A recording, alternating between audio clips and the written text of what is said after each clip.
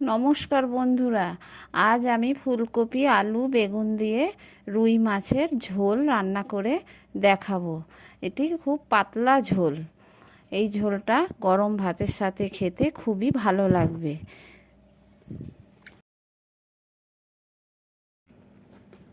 ছোট রুই মাছের ঝোল করার জন্য আমি এখানে একটা ছোট সাইজের রুই মাছ নিয়েছি। নিয়ে কেটে ভালো করে ধুয়ে নিয়েছি। নিয়ে লবণ হলুদ মাখিয়ে নেব। লবণ হলুদ দিয়ে দিয়েছি। দিয়ে হাত দিয়ে খুব ভালো করে মাছগুলোতে লবণ আর হলুদ মাখিয়ে নিতে হবে। মাছে লবণ হলুদ মাখিয়ে নিয়েছি।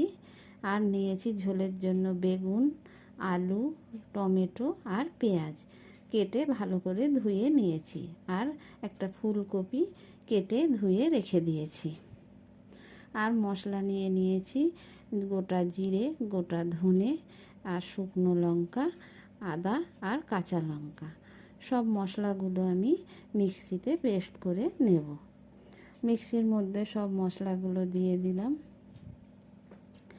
দিয়ে এবার আমি একটু জল দিয়ে দেব। দিয়ে ভালো করে মশলাটা আমি পেস্ট করে নেব। একটু পাকা টমেটো দিয়ে দিয়েছি কয়েক টুকরো। দিয়ে জল দিয়ে দিলাম। দিয়ে এবার ভালো করে মশলাটা আমি পেস্ট করে নেব।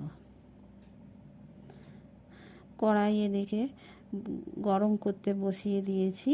জল গরম করতে দিয়ে দিলাম। দিয়ে কপিটা আমি হালকা করে ভাপিয়ে নেব।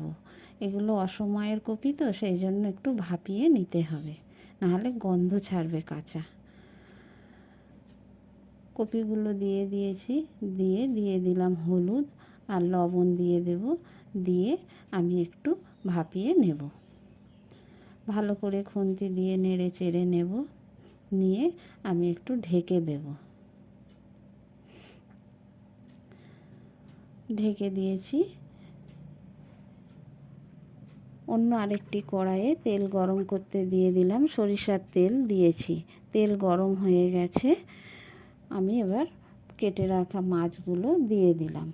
দিয়ে মাছগুলো ভালো করে উল্টে পাল্টে ভেজে নিতে হবে। লাল লাল করে ভেজে নেব। এক পিঠ ভাজা হয়ে গেছে, আরেক পিঠ উল্টিয়ে দিয়েছি। দিয়ে মাছগুলো ভেজে নিয়েছি। এদিকে কপিও আমার ভালোভাবে ভাপানো হয়ে গেছে, আধ সেদ্ধ হয়ে গেছে। মাছ ভেজে তুলে নিয়ে ওই তেলের মধ্যেই দিয়ে দিলাম ভাপানো কপিগুলো।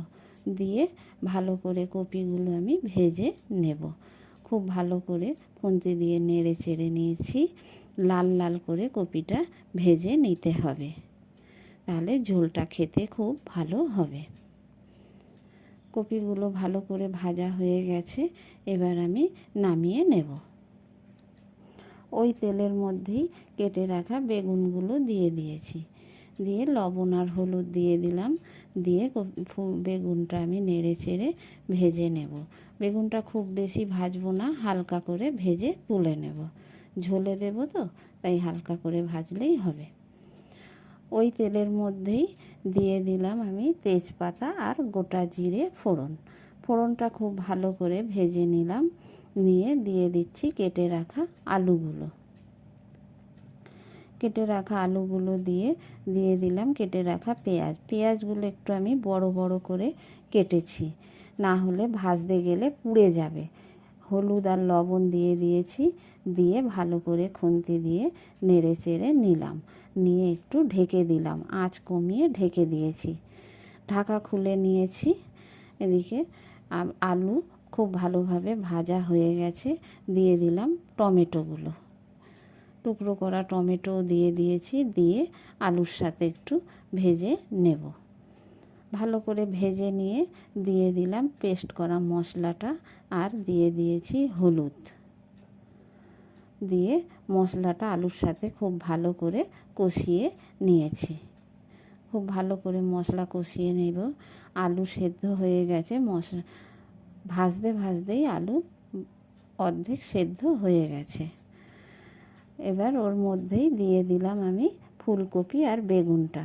যেহেতু আলু অর্ধেক সেদ্ধ হয়ে গেছে, ফুলকপিগুলো প্রায় সেদ্ধ হয়ে গেছে ভাজতে ভাজতে, তাই একসাথে সব সবজিগুলো দিয়ে মশলার সাথে ভালো করে আবারও কষিয়ে নিলাম।